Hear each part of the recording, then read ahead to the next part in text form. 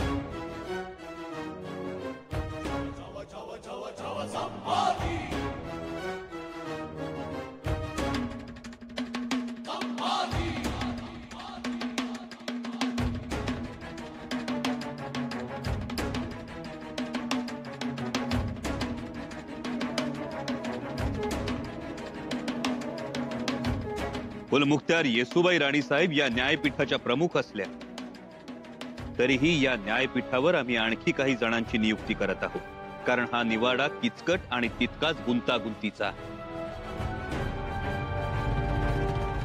कालपर्यंत स्वराज्याचे जबाबदार मंत्री असणारे लोक आज अचानक स्वराज्यद्रोही म्हणून समोर उभे ठाकतात, तेव्हा कांगरून जायला होतं। न्याय करावा तर कसा करावा हा प्रश्न न्याय करणाऱ्याला पडू शकतो, आणि म्हणूनच या न्यायपीठावर आम्ही स्वराज्याचे न्यायाधीश प्रल्हाद पंत, पेशवे निळोपंत आणि छंदोगामात्य कवी कलश यांची नियुक्ती करत आहोत। या प्रकरणात गुन्हेगार एक नाही तर 24 गुन्हेगार आहेत, आणि ते सर्व जाती जमातीतील आहेत। त्यामुळे या न्यायदानाला जातीय रंग देण्याचा प्रयत्न केला जाऊ शकतो, परंतु सर्वांनी एक गोष्ट लक्षात ठेवावी, स्वराज्यात एक रयत आणि दुसरा मावळा या व्यतिरिक्त कोणतीही जात आम्हाला ठाऊक नाही, आम्ही मानत नाही। आणि हा आऊसाहेबांनी घालून दिलेला दंडक आहे। सदर प्रकरणातला गुन्हा हा नक्कीच गंभीर आहे। प्रत्यक्ष राजाला ठार मारण्याचा प्रयत्न करणं आणि राजा राजधानीत नसताना त्याचं अर्ध राज्य त्याच्याच आश्रिताला देऊ करणं ही नक्कीच गंभीर बाब आहे।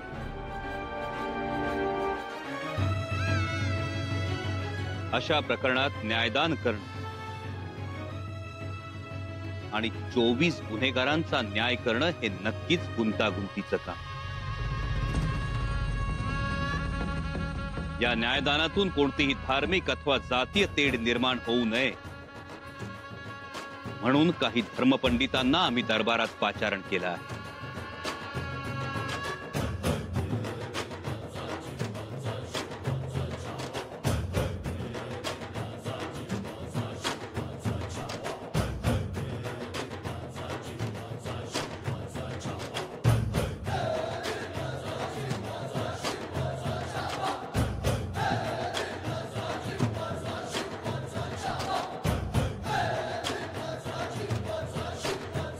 या धर्मपंडितांचा थेट पैठण पीठाशी संबंध आहे।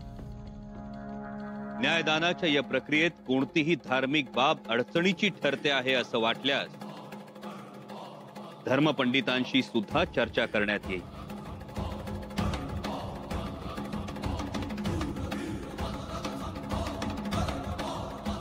उद्या दिल्या जाणाऱ्या न्याय निकालावर भविष्यात कोणालाही बोट ठेवता येऊ नये म्हणून ही काळजी घेण्यात आली आहे। त्याचबरोबर या कारस्थानात सामील असलेल्या गुन्हेगारांच्या कुटुंब कबिल्यालाही आम्ही दरबारात बोलावला। कदाचित उद्या गुन्हा सिद्ध झाल्यानंतर या कुटुंब कबिल्याला सुद्धा तोफेच्या भांड्यासमोर उभं करण्यात येईल।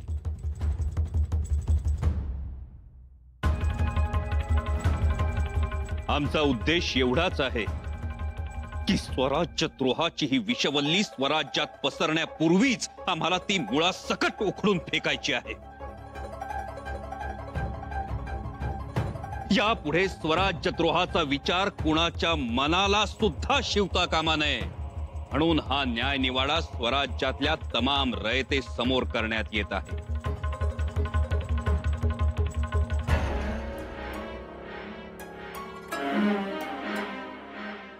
महाराज, न्याय निवाड्याच्या कामकाजास सुरुवात करण्याची परवानगी द्यावी. कामकाजास सुरुवात करण्यापूर्वी आमची न्यायपीठाला हीच विनंती असेल की आजवर राजानं मारलं आणि पावसानं झोडपलं तर न्याय कुणाकडे मागायचा, अशा प्रचलित गोष्टींना आमच्या आबासाहेबांनी मोडीत काढलं. आम्ही सुद्धा मुद्दाम मारणारे किंवा मुद्दाम झोडपणारे नाही. त्यामुळे होणारा न्याय हा सुडापोटी आकसापोटी नसेल, तो सर्वांच्या समक्ष होईल.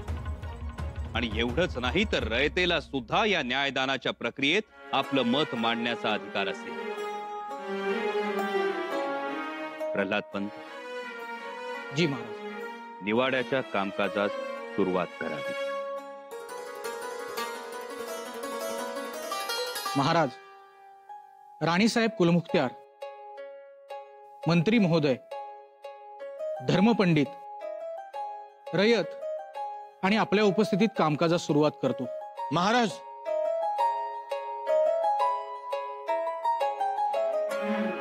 माफी असावी, पण निवाडा सुरू होण्याआधी एका गोष्टीवर आक्षेप आहे आमचा.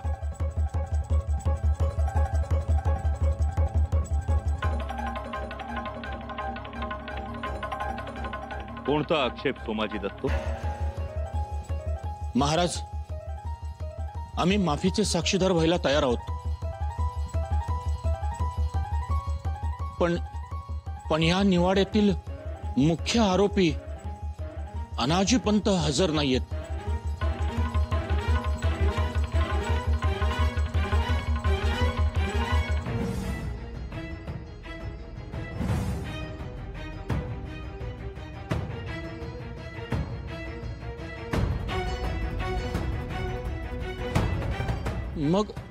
मग निवाडा सुरू कसा होणार?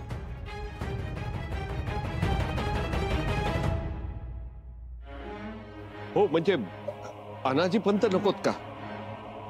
तेच तर या साऱ्याचे करते करवते आहेत.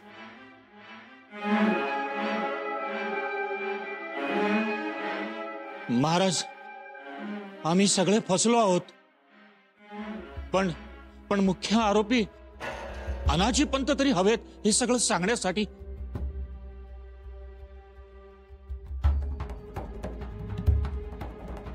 हे पहा, जर मुख्य आरोपी नसेल तर त्याच्या गैरहजेरीत त्याच्या पुढच्या आरोप्याला उभं करता येईल.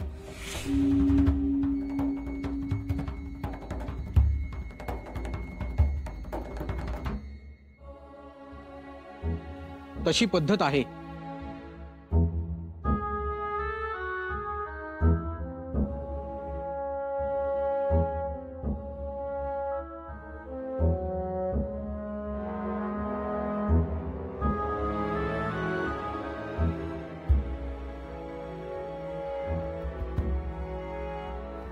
परंतु अनाजी पंतांच्या पुढचा महत्वाचा आरोपी कोण? प्रल्हाद पंत?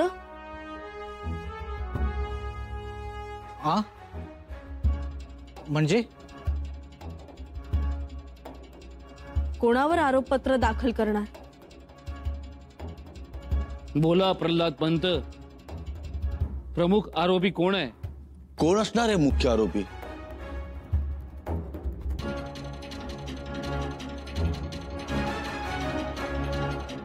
अनाजी पंत.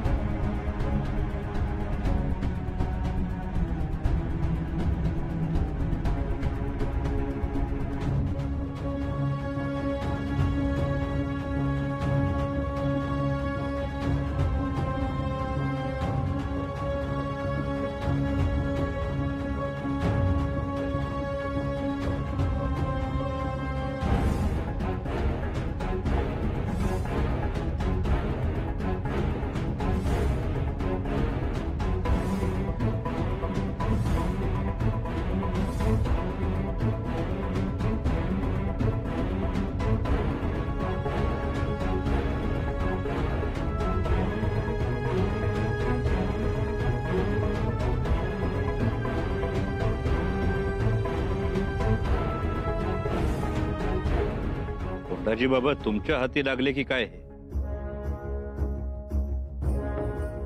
वय राज, कुठं सापडले? आपल्याच हद्दीत सापडलं राज. समोर त्या सिद्धीचं गलबत उभं होतं आणि ते सिद्धीचे हशम तेगी समशेर घेऊन उभे होते याच्याबरोबर. जरा जरी येळ झाला असता ना तर गलबतात बसून जंजिराला गेलं असते.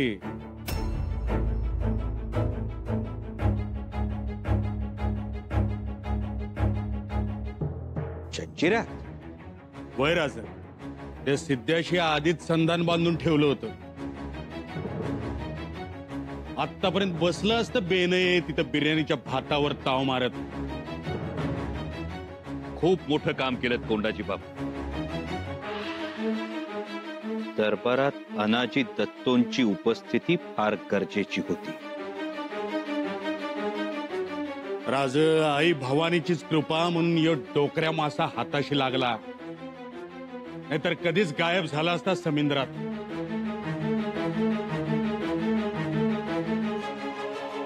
फार अवघड झालं असतं नाही का? या या असे.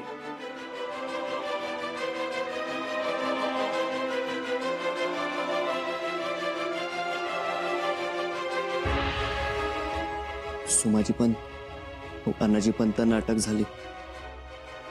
अरे देवा, आता हो झालं म्हणजे उरली सुरली आशा होती तीही आता संपली. वय की त्याचे सोमाजी पंत कायच्या बाय बोलून गेलं.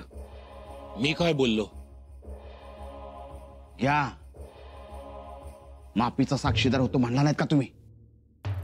हो बोललो, पण तेव्हा दादा सापडला नव्हता. म्हटलं सगळं खापर दादाच्या माथी मारू आणि आपण मोकळे होऊ. पण दादाही सापडला.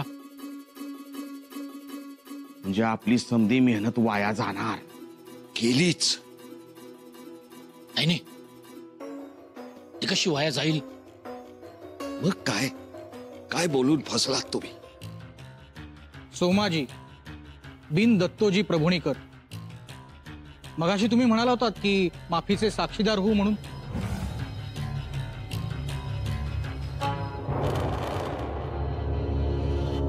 म्हणालो, पण ते मी घाबरलो होतो.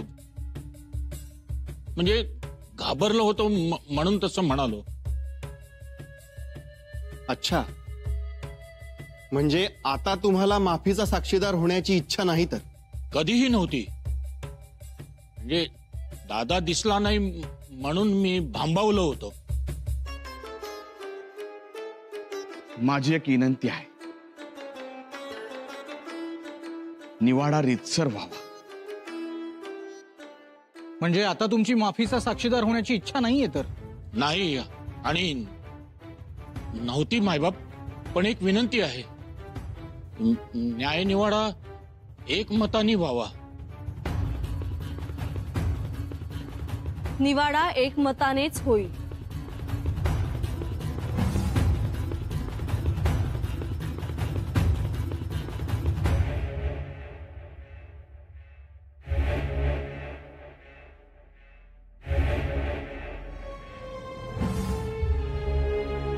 कविराज, आरोपींवरील आरोपपत्र दरबारात पेश करावे. जी राणी साहेब.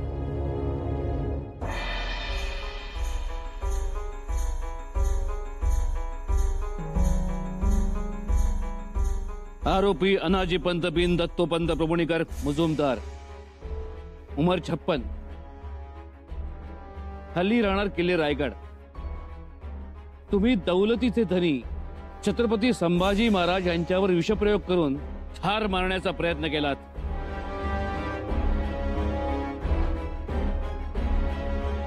त्या अगोदर सहकार्यास हाती धरून त्याचा बुद्धिभेद करून त्याच्या योगे घातपाताचे 2 प्रयत्न केलेत. एवढेच नाही तर सहकार्याचा प्रयत्न असफल झाल्यानंतर आपण त्यास ठार मारले आणि पुरावा नष्ट केलात. त्यानंतर आपण पूर्वकटातील आणि नवीन सहकारी सोबत घेऊन छत्रपती शिवाजी महाराजांनी निर्माण केलेल्या स्वराज्याचा अर्धा भाग आश्रित अकबरास देण्याचे ठरवले आणि तशी योजना आखली.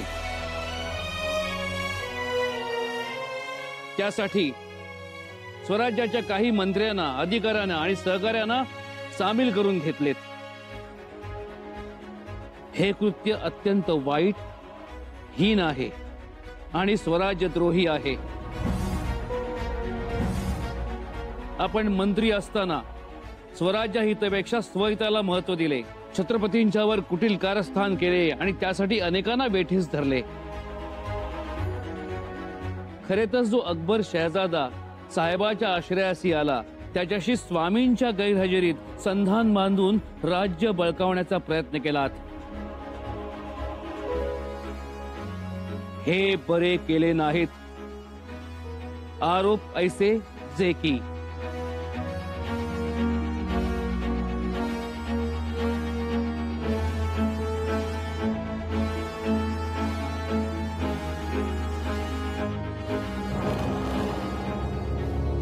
राणी साहेब, या आरोप पत्रातील आरोप अत्यंत गंभीर स्वरूपाचे आहे. त्यामुळे अतिशय काळजीपूर्वक निवाडा व्हावा. निवाडा हा काळजीपूर्वकच होईल. एवढंच नाही तर ज्याप्रमाणे सरकारतर्फे बाजू मांडण्यात येईल तशीच बाजू मांडण्याची मुभा आरोपींना सुद्धा मिळावी. जी महाराज.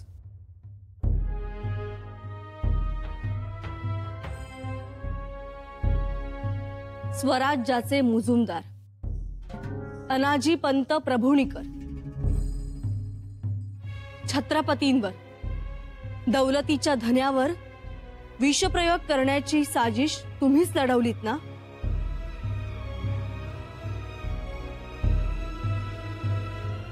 पंत, उत्तर हवंय आम्हाला. क्षमा असावी राणी साहेब, ही साजिश आमची नाही. राजे पन्हाळगडावर कामानिमित्त गेले असताना आपण त्यांच्या घोड्यास कुसुंबा पाजला. घोड्यास कुसुंबा पाजला?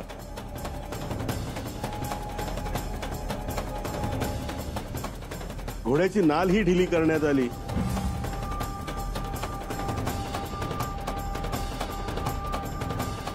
हे आलंय माझ्या कानावर, पण त्यात माझा हात नाही.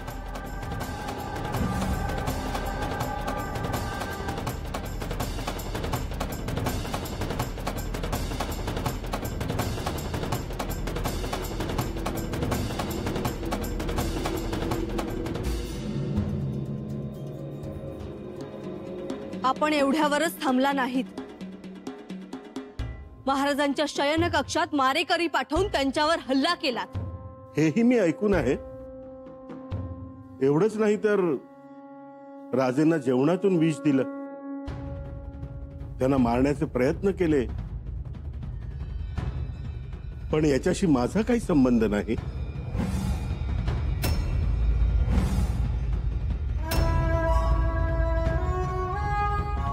खरं तर हे चोर सोडून संन्यासाला फाशी देण्यासारखं आहे.